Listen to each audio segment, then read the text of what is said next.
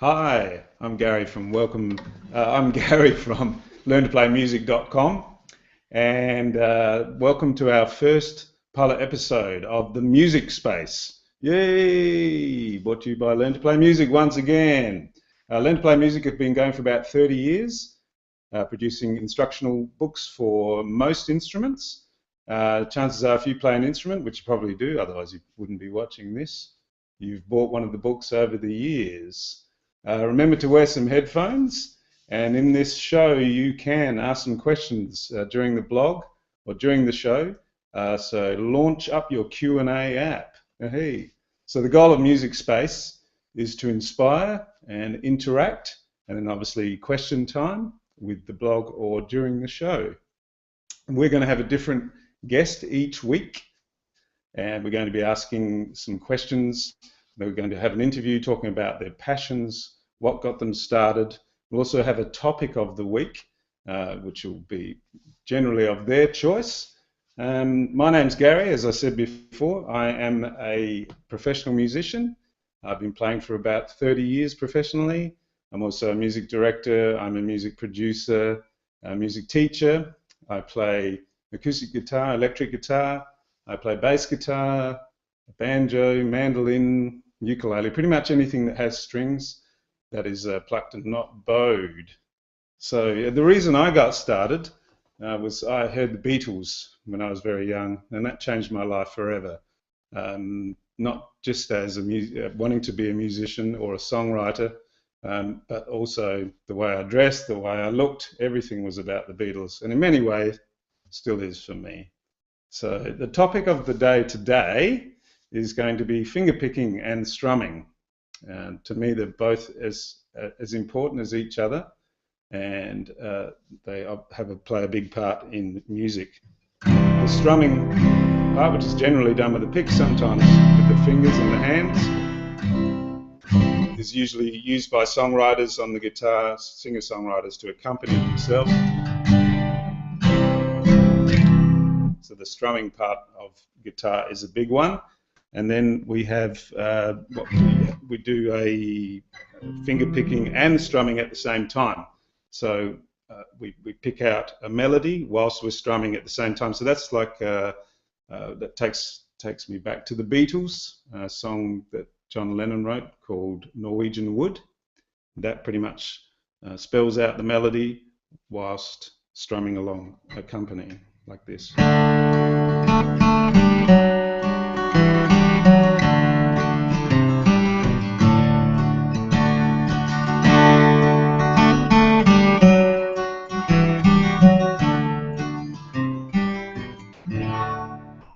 So that's a John Lennon song, Norwegian Wood, which I'm sure you've all heard. And that you can hear the melody being plucked out there.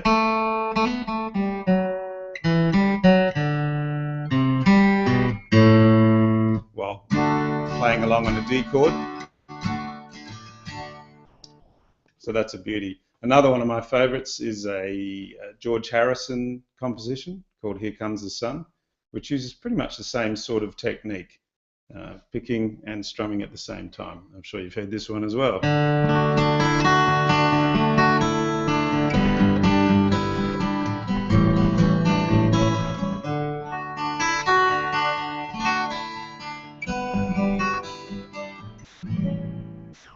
So once again, you can hear the melody.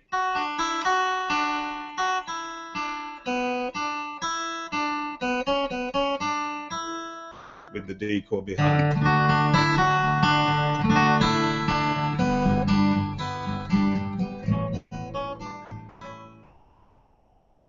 So that's a beauty. He did play that one with a capo on the 7th fret up here. But that's something we can talk about in another show. So there's two tunes that the Beatles wrote that I love, that and playing that sort of style. There's also another style of fingerpicking, which is what I use, a thumb pick. A big influence on me when I was young was Paul Simon, who is very much an underrated guitarist, I believe. Lots of lovely fingerpicking tunes that you've probably heard. I use a fingerpick, which was pretty much I do because I am into guitarists like Chet Atkins and Tommy Emmanuel. I love that whole thumb picking thing. So I apply that, but what got me into the finger picking initially was Paul Simon and a little bit of James Taylor and obviously Beatles as well.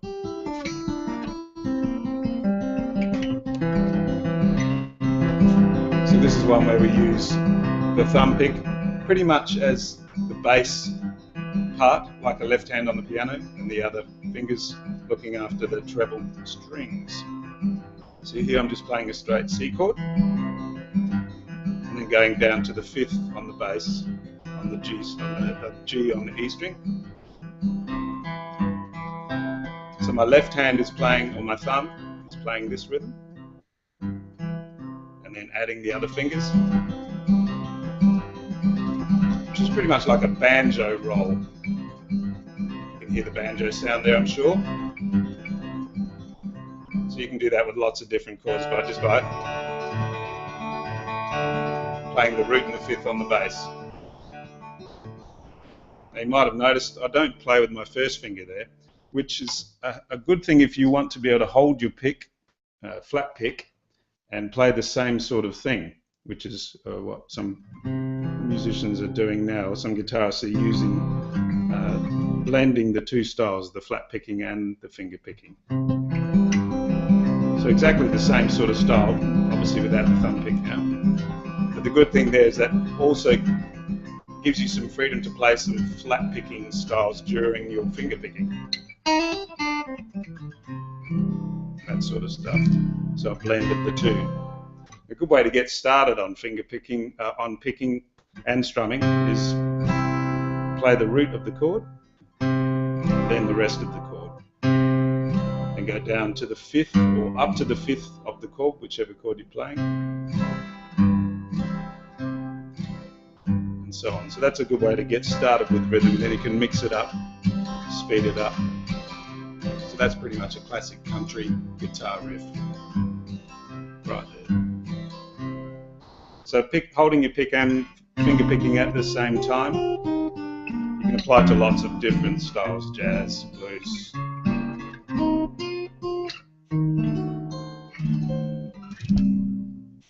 So there we go. So I think it's time for question time. Is there anybody there? Yes.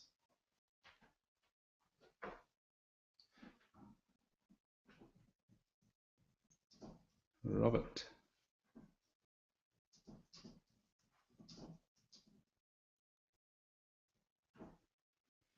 Who is playing this video? I am. Gary Isaacs, my name is, with learntoplaymusic.com.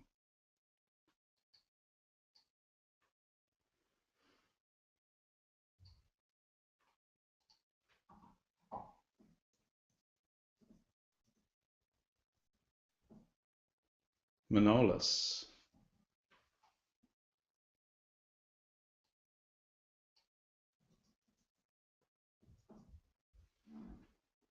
Did I learn to play music all on my own, or did I have a teacher, music teacher? I had a few teachers when I was very young, 6, and then up to about 9. And after that, my teachers were pretty much the records that I bought, the cassettes that I had. I would sit there for hours and put the needle down and try and work out what the guitarists were doing, I guess, which helped me to develop an ear for music. So now if I listen to a CD or a record, I can, what they call, rip it off. I can hear what the guitarist is doing. But my teachers, I've had teachers all the way through, other musicians that I've worked with, and obviously the Beatles were big teachers for me. So yeah, I hope that answers the question.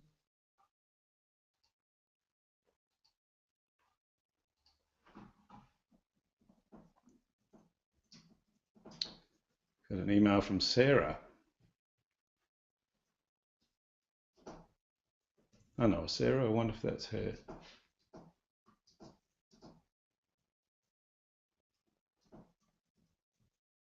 What are the best practicing techniques or tips? That's a good question. We can all fall into a bit of a rut when we practice. We'll pick up the guitar or whatever instrument we play and we'll play the same thing. So I guess it's always good to try and learn a new piece of music something that inspires you. I think always running over basic exercises to warm up your hands as well, and just to keep you in touch with your instrument. One that I like is just a straight chromatic exercise with up and down peg. That's a nice way of just warming up. I think trying to vary the time you get to practice, vary what you do as much as you can, I think is incredibly important, and try and take in as many styles as you can. Okay. A question from Gary. How long does it take to learn the songs you were playing at the beginning of the video? Okay. That's a good question. How long? I guess you'd probably be from the start of playing an instrument. It would be, it always varies because everyone has a different approach, different talent, different amount of time they can put into the instrument. But I'd say it's a couple of years minimum, and then obviously the longer you play, the better you get at playing those tunes. So yeah, it's a tough question to answer. Do we have another one? Yes, from Andy. How long will it take me to learn to play like you? Well, I'll take that as a compliment, I hope. I've been playing 44 years. I started when I was 6, so that makes me 30 years old now. So, well, 44 years maybe, but I'm sure there's people that have been playing 44 years that play a lot better than me, but I play lots of different instruments as well. So. Question from Hector. Do you think there's an optimal age to learn to play an instrument? Is there an age to be too old to learn to play a new one? Definitely can never be too old. I have quite a few retiree students that absolutely love it. I think retirees either buy a sports car or a guitar. And I like it when they buy a guitar because they come and see me. They have a ball. Obviously, they're probably not going to rule the world with the guitar, but they definitely get immense amount of enjoyment out of it. And that's primarily why I play the guitar as well. I think to start playing the guitar, I think, well, 6 was a good age for me, and I have some 6-year-old students. I think that's a pretty good start, but anywhere from 6 upwards, I think. Otherwise, it's maybe a little bit too young, but it differs with every person. Another question from Gary. Do I need a teacher, or can I teach myself from listening to the records? That's a good question. I think it's always good to have somebody who can guide you as a teacher. So if you are listening to records or CDs or whatever it is you have, and your ear is good enough to pick out that sort of thing, it's still good to have someone who can guide you through, as well as listening. I think both is a great thing. Like any learning thing, the more information you gather, the better it's going to be for you. Can you play these styles on electric guitar? You can play fingerpicking on electric guitar definitely works. I think it's a different sound, and it probably needs to be a slightly different approach. But I think once you've initially, I think playing them on the acoustic guitar is the best way to start, and then you can apply them to electric as well, and they can sound pretty cool. But I think the acoustic guitar is really the truth, a good starting point.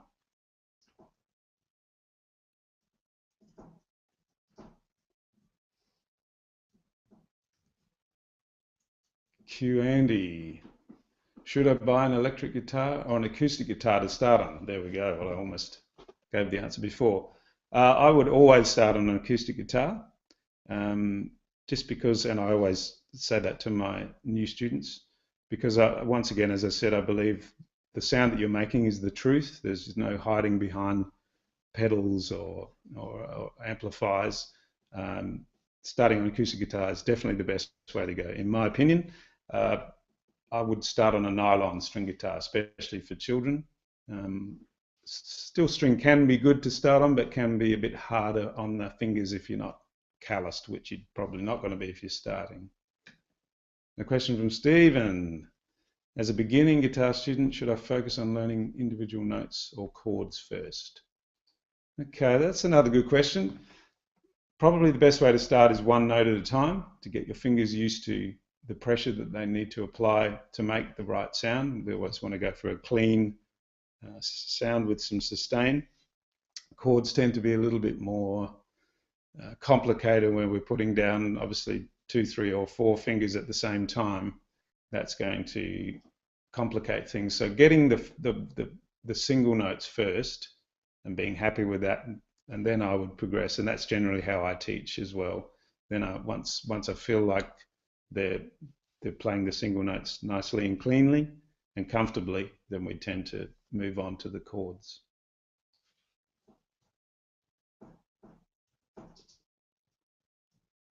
Okay, fantastic. So we're pretty much done for the week. Thanks for watching. I'm Gary from learntoplaymusic.com. Next week we're going to have Ricky Horton on. He's a young guitarist who's based in Florida. So we're looking forward to that. He wants to talk about the importance of rhythm and melody, which would be great because that's pretty much what rock and roll music's all about, or pop music, or pretty much any style of music. So next week, same time, same place, and see you on the blog also. My name's Gary, learntoplaymusic.com. See you later.